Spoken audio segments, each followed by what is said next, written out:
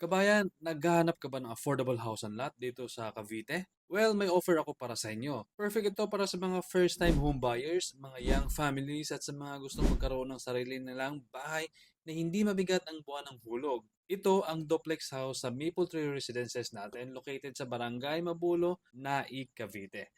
May 58.5 square meter lot area ito kaya hindi lang bahay ang makukuha mo. May extra space ka rin para i-customize ayon sa pangangailangan ng pamilya mo. Sa harap, may space ka para sa pocket garden, outdoor seating areas o kahit maliit na playground para sa mga bata.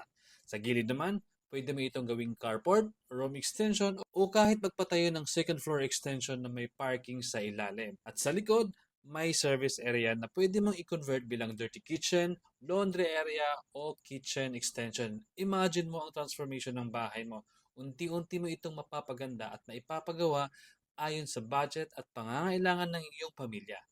Bare unit ang turnover ng bahay na ito, pero do not worry sa bare unit dahil marami itong advantage. Una, mas nakakatipid ka dahil hindi mo babayaran ng mga finishes na baka gusto mo ring palitan. Pangalawa, ikaw ang masusunod sa layout at design ng interior mula sa tiles, pintura hanggang sa cabinets. Kaya ang bare unit ay magandang simula para mabuo mo ang bahay na swak sa budget at gusto mo.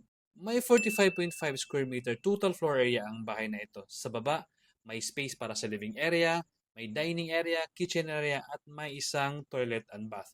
Sa taas naman, may provision para sa 2 hanggang 3 bedrooms at pwede ka pang magdagdag ng another toilet and bath for your added comfort. See, bare unit is an opportunity, not a limitation.